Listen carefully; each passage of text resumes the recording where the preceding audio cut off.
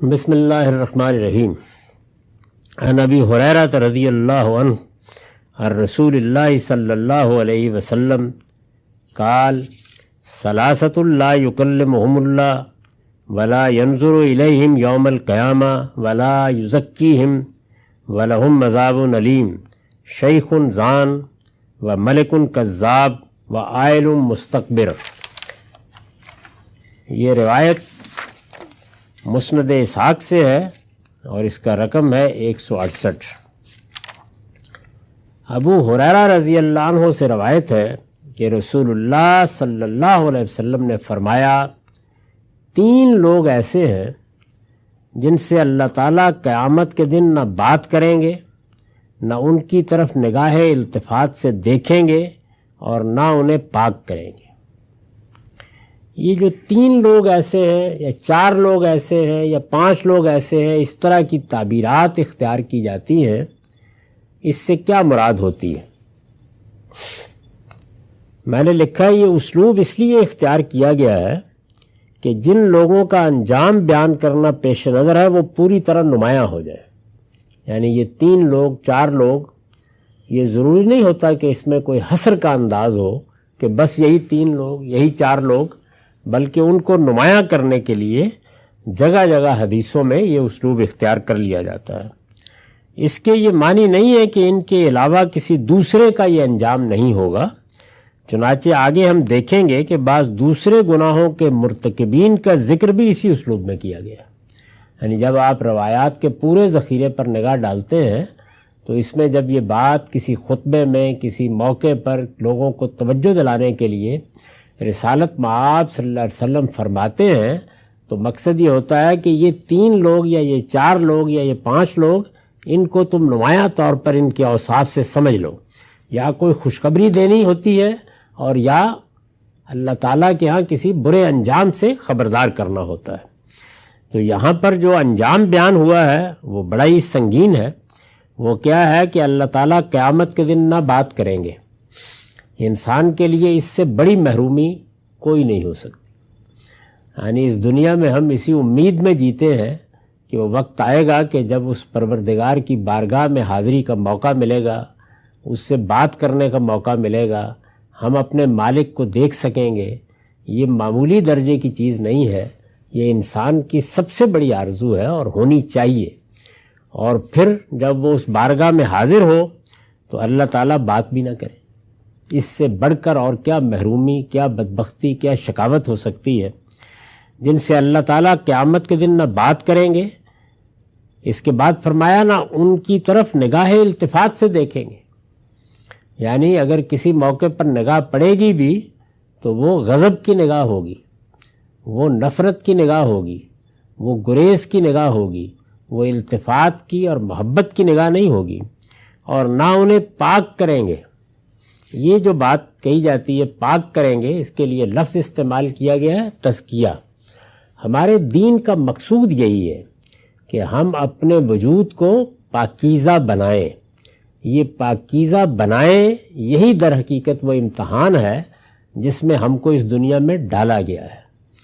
اس میں اگر کسی موقع پر ایک اللہ کو ماننے والا بندہ جو پاکیزگی حاصل کرنے کی جدوجہد کر رہا تھا، اس نے اپنے آپ کو پاک رکھا، اپنے بدن کو پاک رکھا، اپنے خور و نوش کو پاک رکھا، اپنے کھانے پینے کے بارے میں طیبات کو ہمیشہ اختیار کیا، اور اسی طرح اپنے اخلاق کو پاکیزہ بنائے رکھا۔ یہی پورا دین ہے۔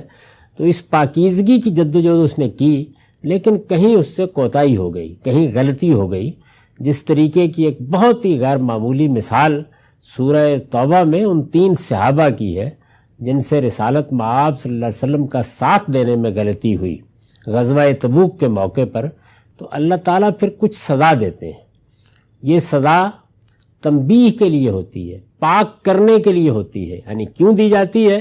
اس لیے کہ اس سزا کے نتیجے میں بندہ اپنے رب کے سامنے اپنے آپ کو ڈال دیتا ہے، وہ اپنے رب کی طرف رجوع کرتا ہے، وہ ندامت کے آنسوؤں سے اپنی آلودگی کو دھوتا ہے۔ تو اس سے جو نتیجہ نکلتا ہے وہ بھی ایک باطنی پاکیزگی ہے۔ اس کو بھی قرآن مجید میں لفظ تزکیہ ہی سے تعبیر کیا گیا ہے۔ گویا سزا کی نوعیت بھی ایمان والوں کے لیے یہی ہوتی ہے۔ تو یہی تعبیر اختیار کی ہے کہ وہ نہ انہیں پاک کریں گے. میں نے اس پر لکھا ہے یعنی ایسا بھی نہیں ہوگا کہ انہیں تھوڑی بہت سزا دے کر معاف کر دیا جائے. قیامت میں جب اللہ کے بندے اس کی بارگاہ میں آئیں گے تو کچھ تو وہ ہیں کہ اپنے اعمال کی وجہ سے اللہ کی رحمت سے اس کی عنایت سے کامیاب ہوئے اور ان کے لیے جنت کا پروانہ مل گیا. لیکن ایسے بھی ہوں گے کہ جن کو کچھ تھوڑی بہت سزا دے کے اسی طرح جیسے وہ تبوک کے اندر کوتاہی کرنے والے تینوں صحابہ کا واقعہ اگر آپ پڑھیں تو معلوم ہوتا ہے کہ ایک لمبے عرصے کے مقاطعے نے ان کو اللہ کے سامنے ڈال دیا، ان کے باطن کو دھو دیا، ان کی کوتاہی کا سچا احساس انہیں دلا دیا اور پھر آسمان سے ان کو معاف کیا گیا. یعنی اللہ تعالیٰ نے بشارت دی کہ وہ معاف کر دیے گئے ہیں. تو یہ عمل قیامت میں بھی ہوگا بعض لوگوں کے لیے. اس کے لیے یہ لفظ یزکیہم استعمال ہوا ہے. یعنی ایسا بھی نہیں ہوگا کہ انہیں تھوڑی بہت سزا دے کر معاف کر دیا جائے. اصل میں لفظ یزکیہم استعمال ہوا ہے. قیامت میں اس کی یہی صورت متصور ہو سکتی ہے. چنانچہ سورہ آل عمران کی آیت 77 میں اہل کتاب کے ان مجرموں کے لیے بھی یہ لفظ اسی مفہوم میں استعمال ہوا ہے جنہوں نے اس عہد کو توڑ دیا جو اللہ کی شریعت اور آخری پیغمبر کی بعثت سے متعلق ان سے لیا گیا تھا. تو وہاں بھی یہی فرمایا ہے کہ ولا یزکیہم، اللہ انہیں پاک نہیں کرے گا. مطلب یہ ہے کہ جب قیامت میں وہ اعتراف بھی کریں گے اپنی اس غلطی کا تو ایسا نہیں ہے کہ انہیں تھوڑی سزا دے کر پاک ہونے کا موقع دیا جائے گا. ان کے بارے میں بھی یہی کہا کہ نہ اللہ تعالیٰ بات کریں گے، نہ نگاہ التفات سے دیکھیں گے اور نہ انہیں پاک کریں گے اور ان کے لیے دردناک عذاب ہے. تو یہ گویا اب وہ لوگ نمایاں کرنا پیش نظر ہیں کہ جنہوں نے اتمام حجت کے درجے میں ایک بات کو سمجھا اور اس کے باوجود جب کہ کوئی عذر باقی نہیں رہا تب بھی گناہوں کا ارتکاب کیا. تو فرمایا کہ ایک جو بڑھاپے میں بھی زنا سے باز نہ ہے. یعنی جو 3 لوگ فرمائے ان میں سے ایک کون ہے جو بڑھاپے میں بھی زنا سے باز نہ آئے. اس پر میں نے لکھا ہے یعنی اس کے باوجود باز نہ آئے کہ ذہن پختہ ہو چکا، گناہ کے داعیات کمزور ہو گئے اور جنسی ہیجان کی وہ کیفیت باقی نہیں رہی جس کا تجربہ نوجوانوں کو ہوتا ہے. یعنی تمام محرکات اگر موجود ہوں تو اللہ کے ہاں بھی رعایت ہوتی ہے. یعنی اس میں کچھ معافی، کچھ عفو درگزر، کچھ تھوڑی سزا کے بعد پاک ہو جانے کا امکان ہوتا ہے. لیکن بڑھاپے میں جب ان میں سے کوئی چیز بھی باقی نہیں رہی، یہ وہی اصول ہے کہ جب سزا دی جائے گی تو احوال دیکھے جائیں گے ہر لحاظ سے. تو یہ فرمایا کہ اللہ تعالیٰ اس سے پناہ مانگنی چاہیے کہ بڑھاپے میں بھی زنا سے باز نہ آئے. دوسرا، جو بادشاہ ہو کر بھی لوگوں سے جھوٹ بولتا ہو، یعنی اس کو اقتدار ملا، طاقت ملی، لوگوں کے اوپر بادشاہی حاصل ہوئی اور وہ اتنے بڑے منصب پر پہنچ گیا، اس کے بعد کیا لینا ہے دنیا میں.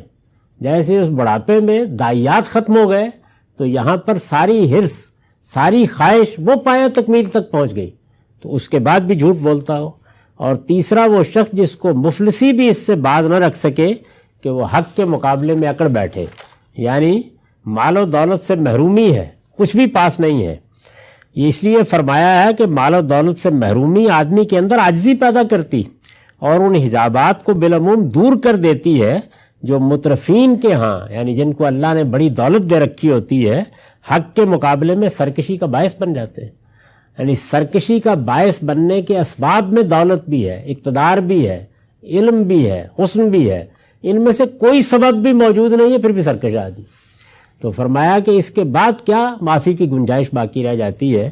تو اس میں لوگوں کو رسالت مآب صلی اللہ علیہ وسلم نے بہت بلیغ اسلوب میں توجہ دلائی ہے کہ آدمی اپنے احوال کی رعایت سے اگر کوئی غلطی کر بھی بیٹھتا ہے تو کم سے کم جب اس طرح کے داعیات نہ رہے تو اسے محتاط ہونا چاہیے. اس کے بعد معافی کی گنجائش ختم ہو جاتی ہے. وآخر دعوانا الحمدللہ رب العالمین.